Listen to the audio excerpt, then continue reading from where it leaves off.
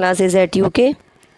हम आपको करवा रहे हैं साइंस एंड टेक के करंट अफेयर्स, जो आपके आने वाले एग्ज़ाम में बहुत ज़्यादा काम आ सकते हैं। 14 जुलाई को आपका उत्तराखंड लोक सेवा आयोग का पीसीएस का प्री का पेपर है, तो उसी के रिगार्डिंग हम आपको ये तैयारी करवा रहे हैं। और मैंने आपको जैसे बताया है कि साइंस एंड टेक में जो क्वेश्चन पूछे जाते हैं मोस्टली क्या होते हैं, वो करंट से रिलेटेड होते हैं। तो 2 क्लासेस अगर आपने नहीं देखी तो आप प्लेलिस्ट में जाके देख सकते हैं। और अगर आपको इस क्लास का पीडीएफ चाहिए तो आप हमें कमेंट कर सकते हैं। टेलीग्राम चैनल का लिंक हम आपको डिस्क्रिप्शन में दे देंगे, वहाँ से आप पीडीएफ को डाउनलोड कर सकते हैं। तो चलिए पहले क्वेश्चन स्टार्ट करते हैं। और आपसे रिक्वेस्ट है कि वीडियो अच्छा लगे तो लाइक इसको ज़रूर कीजिएगा। पहला क्वेश्चन, इज़राइल की डिफेंस फोर्सेस ने वायरलेस वाइब्रेशन सेंसर का उपयोग किस हेतु किया है? तो इज़राइल की डिफेंस फोर्सेस ने एक वायरलेस वाइब्रेशन सेंसर का उपयोग किया है, किस काम के लिए किया है? 4 ऑप्शन है। भूमिगत सुरंगों का पता लगाने, दुश्मन के ड्रोन का पता लगाने, मिसाइल प्रणाली या अंतरिक्ष उपयोग हेतु। तो इस क्वेश्चन का सही आंसर हम देखते हैं। भूमिगत सुरंगों का पता लगाने के लिए इज़राइल की डिफेंस फोर्सेस ने वायरलेस वाइब्रेशन सिस्टम का सेंसर का प्रयोग किया है। तो ऑप्शन ए इसका सही आंसर हो जाता है। तो किसकी डिफेंस फोर्सेस ने किया है? इज़राइल की। क्या यूज़ किया है? Wireless vibration sensor. और क्यों यूज़ किया है? भूमिगत सुरंगों का पता लगाने के लिए। और इसके लिए जो पता लगाता है वो एक यंत्र होता है आपका एक्सेलेरोमीटर। और ये एक्सेलेरोमीटर ही है जो क्या होता है, एक सेंसिंग कंपोनेंट्स होता है जो वाइब्रेशन डेटा को कैप्चर करता है। जैसे कार की टक्कर में, लैपटॉप के गिरने में या स्मार्टफोन के टिल्ट करने में ये एक्सेलेरोमीटर ही क्या करता है, काम करता है। कार की टक्कर लगने पर जैसे एयरबैग खुलते हैं तो एक्सेलेरोमीटर क्या कर देता है, पहले ही सेंसर है एक, तो सेंसिंग का काम करता है। लैपटॉप के गिरने में तो क्या हो जाता है, लैपटॉप के गिरने से पहले ही एक्सेलेरोमीटर उसको ख़राब होने से बचा देता है। और स्मार्टफोन को जब हम टिल्ट करते हैं तो ये लैंडस्केप मोड वगैरह में जब होता है तो एक्सेलेरोमीटर की सहायता से ही होता है। ये आपके लिए एक्स्ट्रा नॉलेज है, आप चाहे तो इसको नोट कर सकते हैं कि एक्सेलेरोमीटर क्या है, एक सेंसिंग कंपोनेंट्स है जो क्या करता है, वाइब्रेशन डेटा को कैप्चर करता है।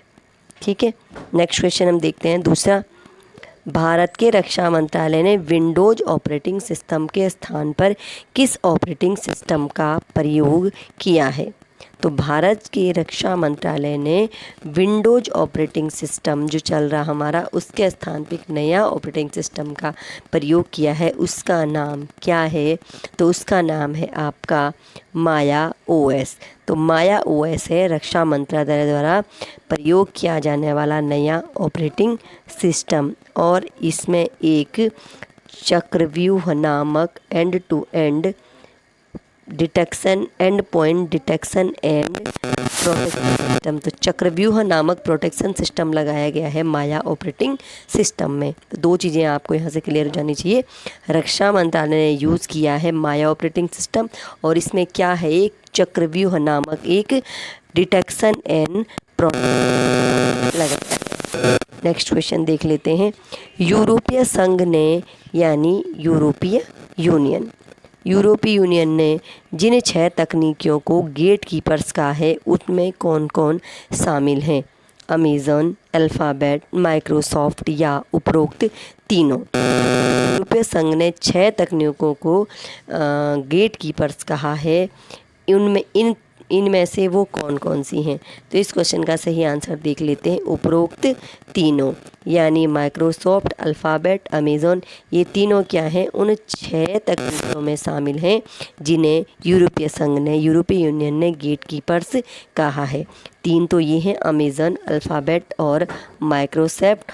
और बाकी 3 हैं आपके एप्पल, एक है आपकी मेटा और एक है आपकी बाइट डांस।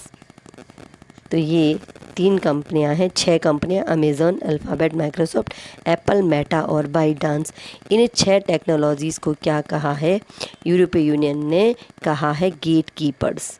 ठीक है, और ये वो कंपनियां हैं जो यूरोपीय यूनियन के डिजिटल मार्केट एक्ट के तहत उच्चतम स्तर की निगरानी के अधीन हैं। तो ये इनकी क्या की जा रही है, उच्चतम स्तर की निगरानी के अधीन ये 6 कंपनियां हैं। इन्हें ही यूरोपीय यूनियन ने क्या कहा है, गेट कीपर्स कहा है। नेक्स्ट क्वेश्चन, सिम कार्ड का एक नवीनतम संस्करण है ई सिम।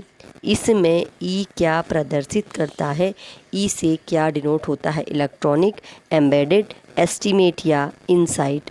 तो 4 ऑप्शन आपको दिए गए हैं जिसका सही आंसर है इसमें जो ई है वो क्या है आपका एम्बेडेड।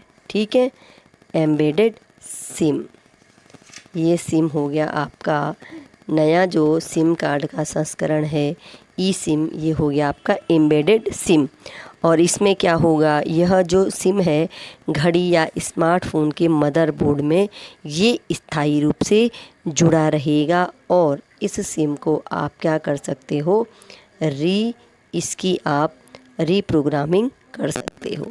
ये आ गया आपका सिम कार्ड का नया संस्करण ई सिम और इसमें ई है आपका एम्बेडेड, जो क्या होगा स्थायी रूप से मदरबोर्ड में जुड़ा होगा और इसको रीप्रोग्रामिंग किया जा सकता है और इसको शुरू किया गया था 2012 में।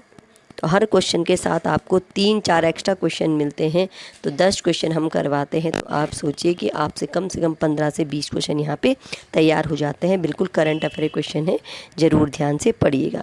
नेक्स्ट क्वेश्चन है, भार ओएस क्या है।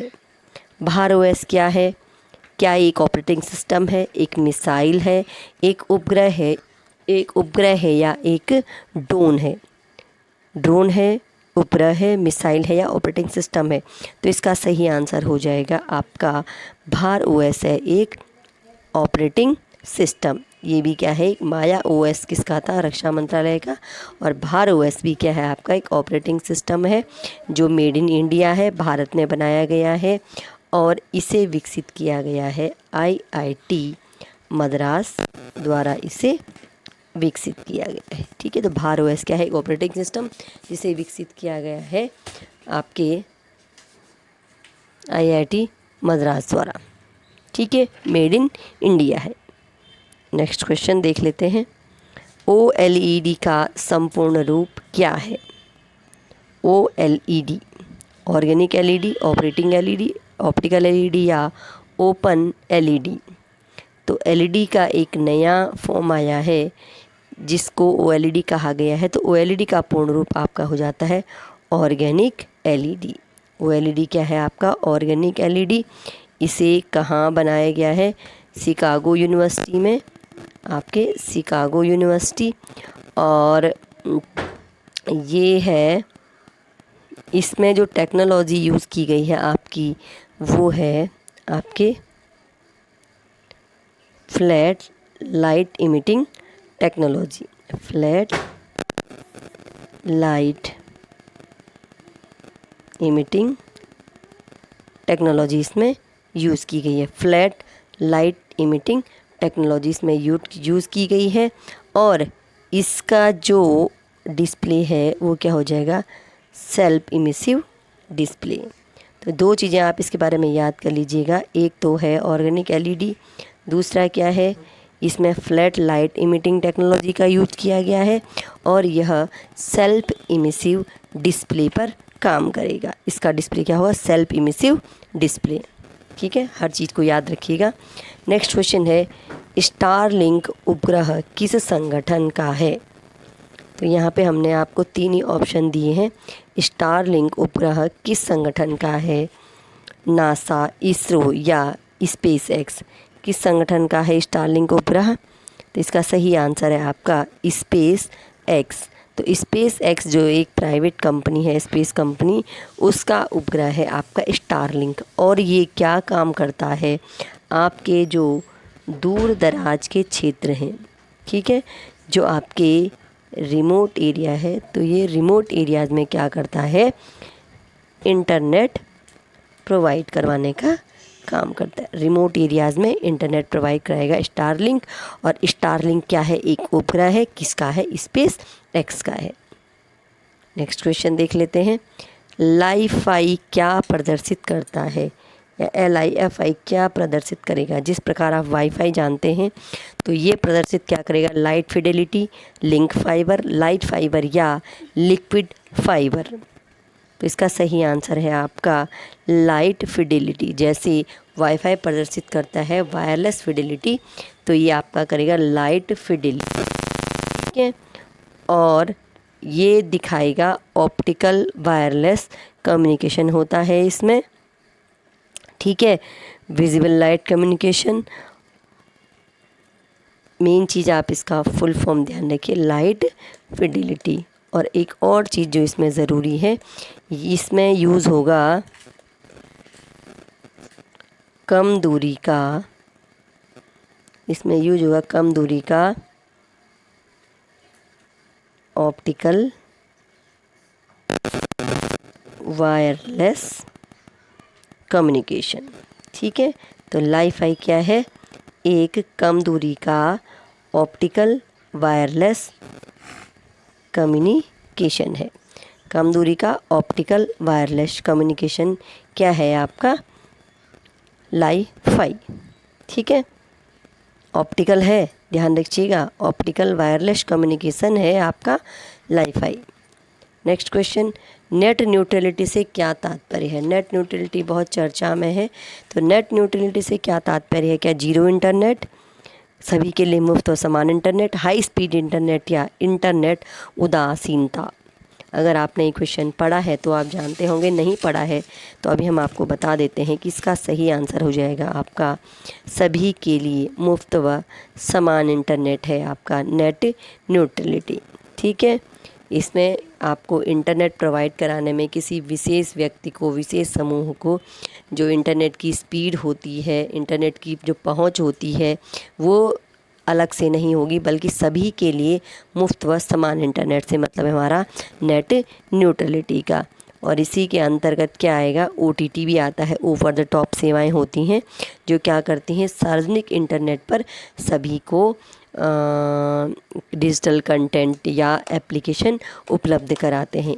नेट न्यूट्रलिटी में ही आपकी OTT सेवाएं आ जाती हैं। और OTT सेवाएं में आपके आते हैं व्हाट्सएप, टेलीग्राम, फेसबुक, अमेज़ॉन इत्यादि। ये किस में आएंगे? आपके OTT सेवाएं में। और ये नेट न्यूट्रलिटी के तहत ही आपको OTT सेवाएं प्रदान की जाती हैं। और OTT का जो फुल फॉर्म आपका है, ये है आपका ओवर द टॉप सेवाएं। ये है आपका ओवर द टॉप सेवाएं। नेक्स्ट क्वेश्चन, राष्ट्रीय कंप्यूटिंग मिशन कब शुरू किया गया था? 2015 में, 2012 में, 2022 में या 2019 में? तो राष्ट्रीय कंप्यूटिंग मिशन शुरू किया गया था 2012 में, ठीक है। राष्ट्रीय कंप्यूटिंग मिशन शुरू किया गया था हमारे 2015 में, राष्ट्रीय कंप्यूटिंग मिशन शुरू किया गया था। तो आज कंप्यूटर इंटरनेट से संबंधित हमने 10 क्वेश्चन की और एक्स्ट्रा क्वेश्चन में हमने आपको करवाए हैं। तो कम से कम 15 से 20 क्वेश्चन आपके आज तैयार हो जाते हैं। तो सभी क्वेश्चन को ध्यान से पढ़िएगा। और अगर आपको PDF